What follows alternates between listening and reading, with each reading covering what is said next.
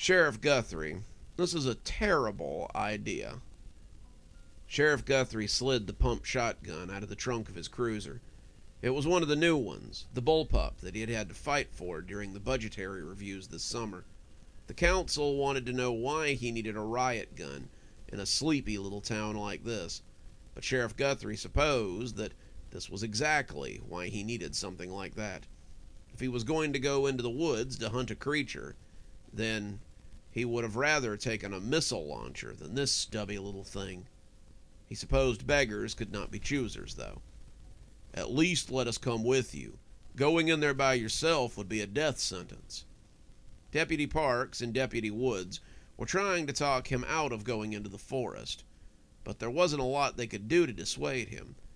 His options were limited, and if there was something that big and that dangerous roaming around this close to Cashmere, then Guthrie needed to take care of it. It was also possible, unlikely, but possible, that he might find Candace in time to save her. Every moment he hesitated would be another moment that those chances might slip away from him. But he had to at least try. He needed to bring her body out, if nothing else. Earl could be a headache sometimes, but he owed him that much. You two are to stay out here and mind the shop while I'm gone. Sir, Deputy Parks said, with all due respect, Woods and I were born here. You don't know the woods like we do. I feel like if we send you into those woods alone, then you're never coming back out again. Guthrie started to laugh at him, but he realized the two of them were speaking from a place of respect and concern. They didn't realize that Guthrie had more experience in the woods than they knew, had more experience in the woods than he strictly wanted to, and that he would go in whether they wanted him to or not. Besides, he had his talisman. That was all you really needed when it came right down to it. It would keep him safe from everything, except what he was hunting, and that might give him enough time to find it and do away with it. Trust me, the last thing I want to do is go into those woods after whatever this is. But someone is hurt and potentially missing. I'm the best tracker on the force, and I'm the only one who's likely to find her in whatever state she might be in. I have nothing but respect for the two of you for trying to come in and help me, but in this case, it really would be better if I went in alone.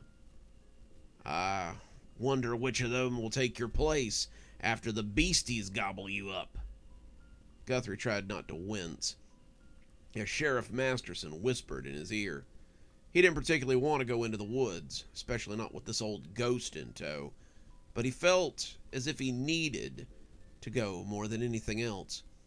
He couldn't explain it, wasn't really sure he could begin to describe it either, but he felt moved to go in a way that he never had before. Something was pulling him towards the woods, and he suddenly felt that the only thing there was to do was to go and see what he could find. The deputies looked at each other and seemed to be conferring silently amongst themselves. In the end, they both nodded and told Sheriff Guthrie that he needed to be careful if he was going into those woods.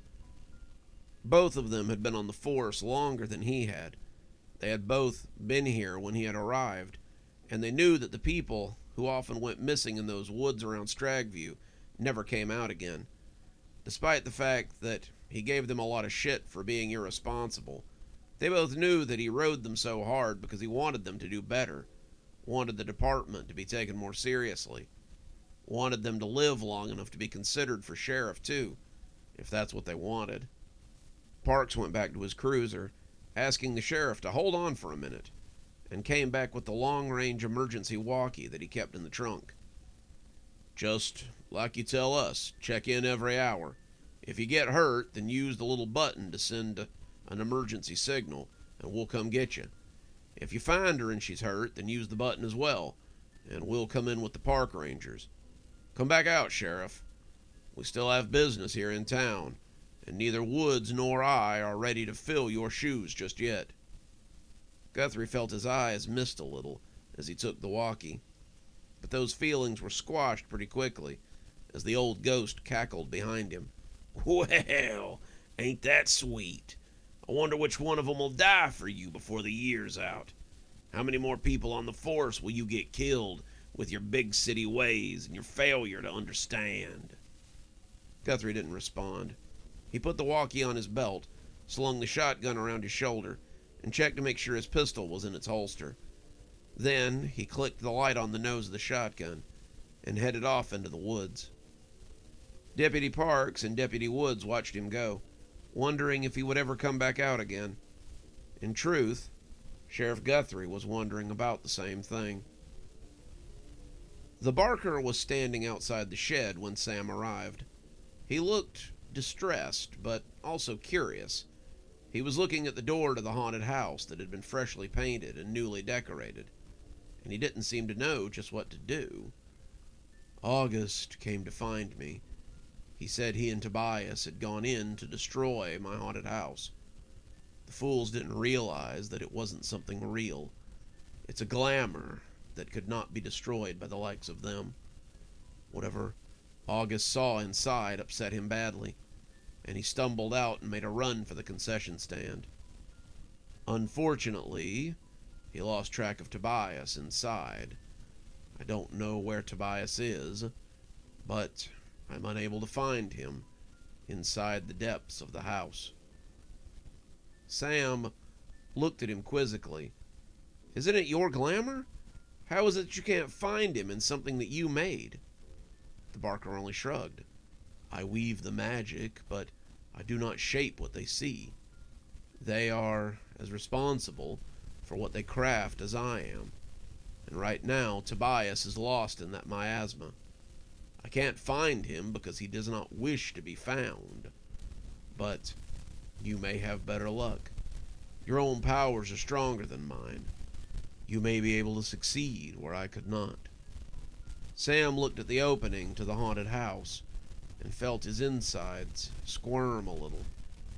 He remembered the nightmares he had suffered at the hands of the Barker, the feeling of helplessness that permeated his very being, and the thought of plunging back into that was not something he relished. Even so, he was the summer knight, and such things were his responsibility. Tobias, despite being bitter and rebellious, was still under his protection. Sam could no more abandon him now than he could abandon any of those who served the lady. "I'm going in. If I don't come out in 30 minutes, go get the lady and tell her to take whatever this is apart." The Barker bowed, and Sam drew his sword and headed into the haunted house.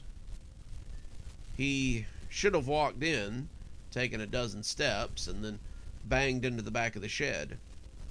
Instead, Sam stepped into the thick mist that seemed to surround the interior of the shed like smoke in a burning house. He could hear noises inside that fog, screams and cries for help, and some of them he recognized. The lady's scream was very similar to the one that she had loosed as they came into the cave to find her. He heard Randy yelling in pain, heard others calling for help, and even heard Tobias as he begged him to save him. He couldn't see more than a foot in front of his face, and the deeper he went, the more he regretted coming in at all. Sam had gone about 50 or 60 paces into the haunted house when he saw someone chained to the floor. Sam raised his sword, prepared to strike if something came slobbering out of the darkness at him. But as he approached, he saw the person chained to the floor was him. Not the him he was now, armored and draped in fey power, but the him that he had been. He was small, weak, bleeding from more than a dozen wounds. This was probably the person who had nearly died in that cave when he went to go save his mistress. And as the pitiful creature looked up at him, it seemed to beg him for death. "You can't save them. No one can save them. All the power and strength in the summer court can't save them. You'll lose in the end. They all lose in the end. You'll lose, and then you'll..." But Sam had already had enough. He swung the sword down and cut himself in half. He fell to pieces before joining the mist, and Sam shook his head before moving on. Self-doubt was not something he had time for, especially if he was going to find Tobias. The screaming had stopped, some of the mist moving away from him as if it were afraid that he might take a swing at it, and Sam was glad. He didn't have time for this. There was real work to do, and this melodrama was getting old. He moved further in, eyes sweeping from side to side, and when he found Tobias, it nearly sent him falling to the ground. He was curled into a ball, his knees pulled against his chest, and Sam tripped over him and caught himself. Tobias was shaking, his face pressed to his knees, and as Sam shook him, he turned around in terror. "Sam? Is it really you?" "It's me," Sam said, offering him a hand. "Are you okay?" "I will be, as soon as I get out of here," Tobias said. He helped Tobias to his feet, and the two of them made their way through the smoke. "What happened?" Sam asked. Tobias leaned heavily on him, but he didn't say anything for a while. "I underestimated him," he finally said. "I won't make that mistake again." "You're right," Sam said, seeing a light up ahead, "because this is over. You know better now, and we won't have to have this conversation again, right?" On that challenge, Tobias said nothing. As they came out into the afternoon light, they found the barker still standing in the spot that Sam had left him. He was waiting for them to come out, and as he saw them, his face was glad. Not smug, no I told you so's, just relief that they had come out okay. Tobias and the barker made eye contact. The two nodded at each other, and something passed between them that Sam didn't quite catch. Then Tobias let go of Sam and headed shakily to the other side of the park. Sam didn't kid himself that this was over, but maybe they had reached a truce for now. Marcus pushed another one of the creatures aside as he and Grandpa made their way through the woods. They had been beset by them after the first one had come sniffing around, and Grandpa had finally told Marcus to man his shield as he took them out with energy blasts and bolts of lightning. Grandpa had done this effortlessly, knocking each of them aside with a well-practiced flick of his wrist. Marcus had never seen him throw power around quite so effortlessly, but he supposed it was likely that it wasn't too difficult for the old fellow. Maybe Grandpa had been holding back all these years, but the way he dispatched the creatures reminded Marcus of the way he had dealt with the Green Man and his bunch. Grandpa might be frail, he might even be dying, if Marcus wanted to think that hard about it, but there was still a lot of power in him, and only the foolish would think otherwise. "You really kicked a hornet's nest, didn't you?" Grandpa asked, as he tossed another one of those creatures away as easily as Marcus might toss a Nerf football. "Yeah, I guess I did. What are these things?" "Not sure. Never seen anything like them before." Marcus was surprised. "What do you mean? I thought you'd seen about everything around here." Another one of those creatures hit the dome of Marcus's shield, and Grandpa pushed it off as it rolled back into the woods. "Believe it or not, kid, there are still secrets out there that even I don't know. Just because I've lived a long time doesn't mean that I know everything. There are still some surprises out there, even I don't know about. Suppose that makes life worth living. Even when you know most things, you don't know everything." How very profound, Gramps, but it doesn't really help us in this situation. If we don't know what these things are, then how do we know how to fight them? Grandpa shrugged. "Well, we don't seem to be doing too badly. They haven't got us, and we haven't died yet, so I guess it's going pretty well." Marcus started to tell the old man that this really wasn't anybody's idea of a good time, but Grandpa put a hand up as a new sound started their way. It was a little bit louder, a little less interested in hiding, and Grandpa was the first one to notice that the creature that had been tailing them had stopped for the time being. whoever was approaching them, they sounded a lot less substantial than the eyeless monstrosities that had been trying to stop them from getting to wherever they were going. Marcus wondered if this was the one that was in control of them, the one who was giving them their marching orders. But as she broke through the canopy of trees, he saw that it was no monster. It was the therapist from back in town.